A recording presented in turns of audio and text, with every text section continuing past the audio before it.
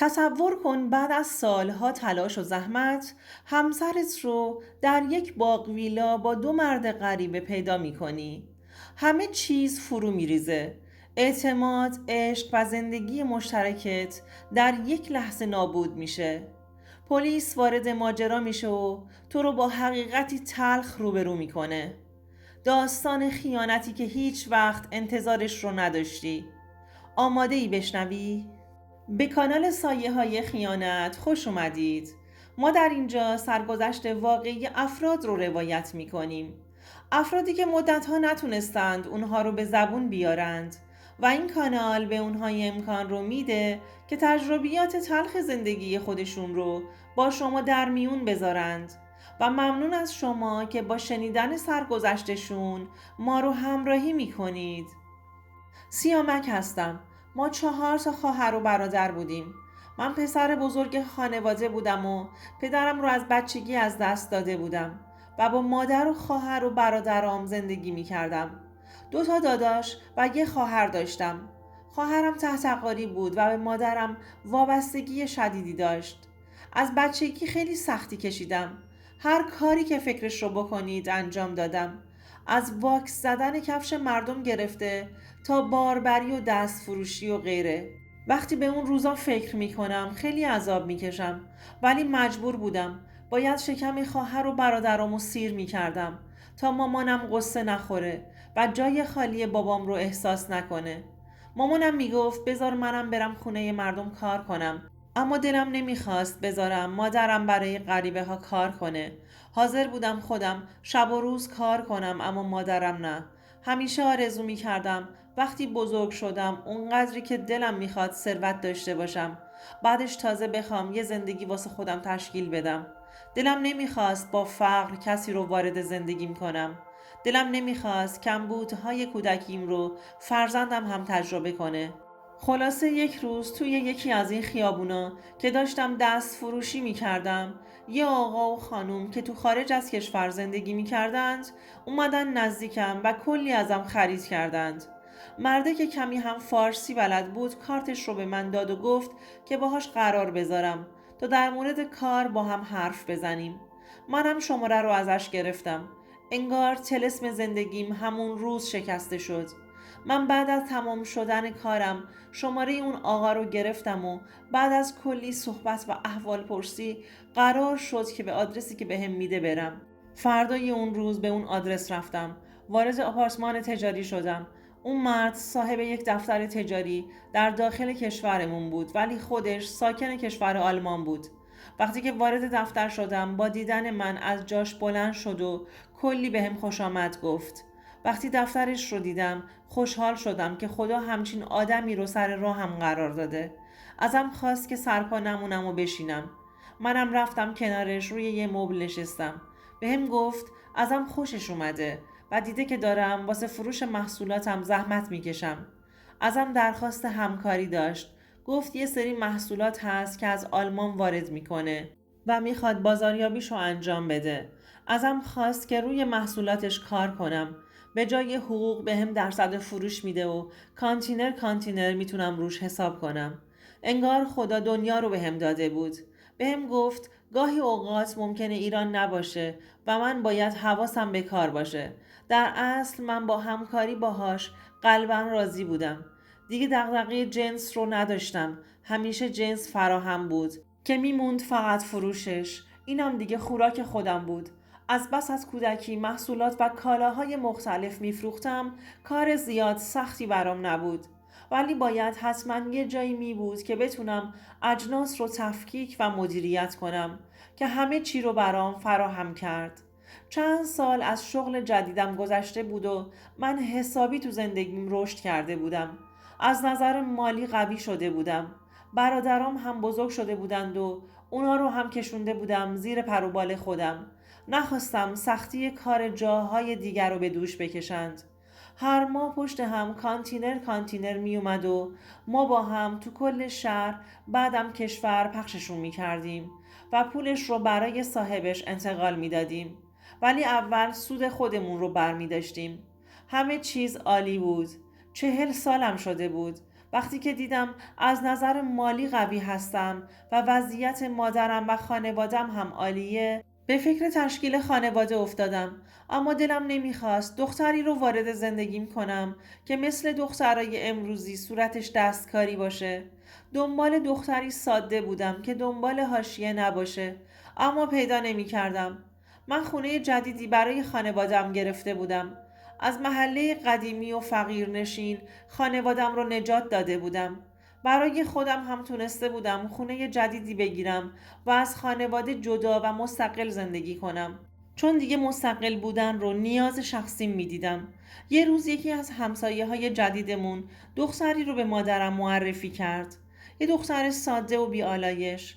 مادرم میگفت یکی رو برات پیدا کردیم. فکر کنم همونی باشه که دنبالشی. وقتی که قرار گذاشتن که من اون دختر رو ببینم، تو نگاه اول از سادگیش خوشم اومد. فکر میکردم این همون زن زندگی من هستش. بیشتر به ظاهر طرف اهمیت میدادم تا زیباییش، به باطنش که دختر خوبی باشه، تو زندگیم بتونه خوشبختم کنه. افسانه دختری بود که تمام شرایطی رو که من میخواستم رو داشت.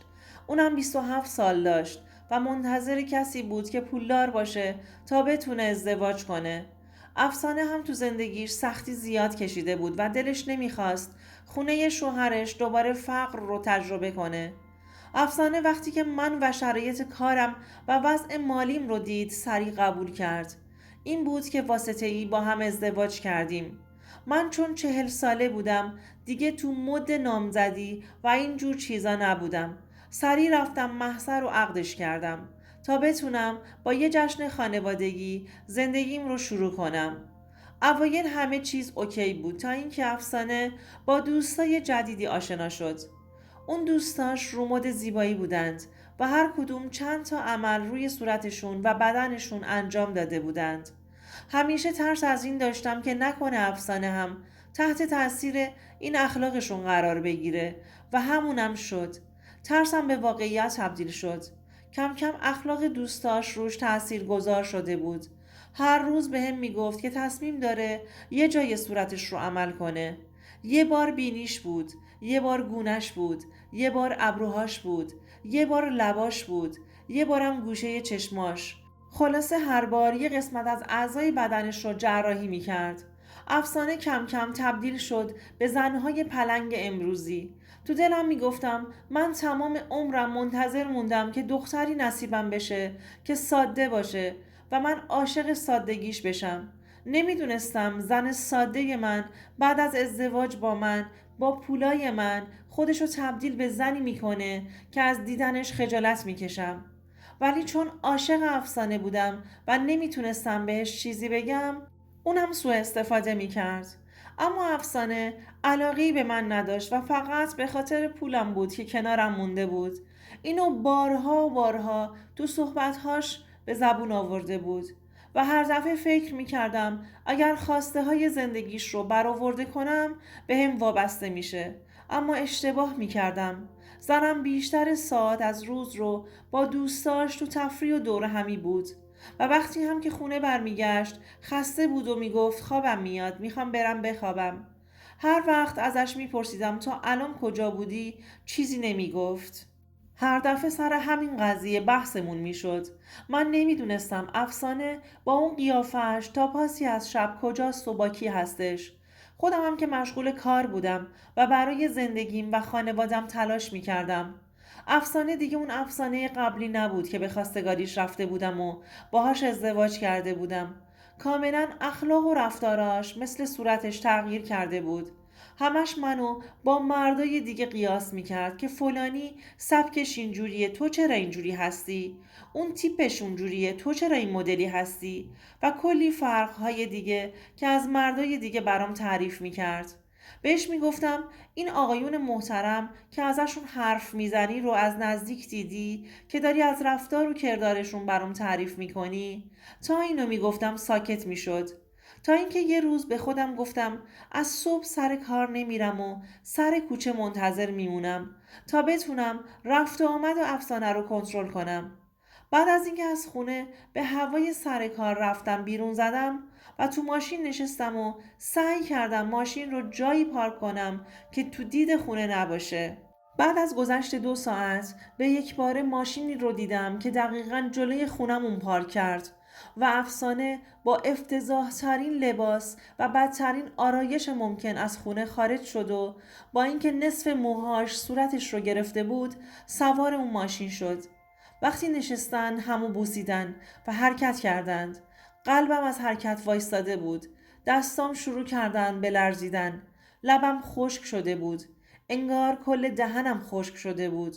پشت سرشون حرکت کردم. سرم داشت گیج میرفت. چطور ممکن بود؟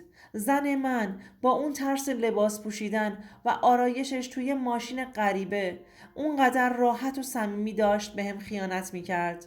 از کی افسانه داشت به من خیانت میکرد که من ساده متوجه نشده بودم. اونا نزدیک به یه خونه باغ ویلایی از ماشین پیاده شدند. اون مرد غریبه در خونه رو باز کرد و دست افسانه رو گرفت و با هم وارد خونه باغ شدند. بعد از چند لحظه دیدم یه ماشین دیگه جلوی باغ ویلا نگه داشت. یه آقای دیگه هم پیاده شد و وارد شد. داشتم دیوانه می شدم. اینجا چه خبر بود؟ افسانه اونجا با 2 مرد چی کار داشت؟ دلم میخواست زمین دهن باز کنه و منو ببلعه. دلم میخواست همونجا فریاد بزنم خدایا چی به سرم اومده؟ زن من توی اون خونه بود و من بیرون از خونه. نمیدونستم چی کار کنم. برم داخل همشون رو نابود کنم یا زنگ بزنم پلیس بیاد. تو تایم خیلی کوتاه تصمیم گرفتم و شماره پلیس رو گرفتم. اونا هم خیلی سریع خودشون رو رسوندند. وقتی ماجرا رو تعریف کردم یه نفر از مامورا از دیوار پرید داخل و در رو برامون باز کرد. تو حیاط سگ داشتند که مامور یه غذای سگ از تو ماشین آورد و به سگ داد و ما وارد شدیم. از پشت اتاق شیشه‌ای وقتی به داخل نگاه کردم افسانه رو در حال ارتباط با 2 مرد دیدم. حالم بد شده بود. دستم رو روی قلبم گذاشتم. وقتی مأمور حال منو دید بهم گفت که روی پله بشینم و وارد نشم. اما طاقت نیاوردم و پشت سرشون وارد شدم. افسانه با دیدن من خشکش زده بود و مأمورا اون 2 مرد رو همراه افسانه دستگیر کردند. وقتی افسانه رو از کنارم داشتن می بردند به صورتش تف انداختم و سرم رو برگردوندم. افسانه داشت گریه می کرد که ببخشمش. تمام غیرت و غرورم رو لگدمال کرده بود. یعنی به خاطر همین کل صورت و بدنش رو میخواست جراحی کنه که خودش رو در اختیار دیگران قرار بده. برای خودم و برای این همه سختی توی زندگی متاسف بودم. چرا وقتی که همون اوایل زندگی بهم گفته بود دوستم نداره طلاقش ندادم؟ یا حتی وقتی که میخواست صورتش رو جراحی کنه و پیکر تراشی کنه چرا بهش این اجازه رو دادم؟ نباید بهش پول میدادم که خواسته هاش رو عملی کنه که الان بخوام اینجوری تو خونه های این و اون جمعش کنم. دیگه نمیخواستم برای یک لحظه هم اسمش توی شناسنامم باشه.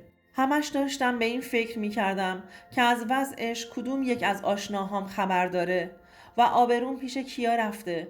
خلاصه با کمک مامورا خیلی سریع براش پرونده باز شد و تو زمان خیلی کوتاه طلاقش رو دادم و از زندگیم انداختمش بیرون.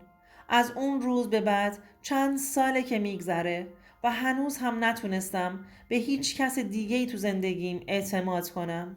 دوستان عزیزم، اگر شما هم به این نوع سبک از محتواها علاقه‌مند هستید این ویدیو برای تو هستش. لطفاً برای دیدن ویدیوهای بیشتر ما رو سابسکرایب کنید و ممنون که تا انتهای این ویدیو با ما همراه بودید.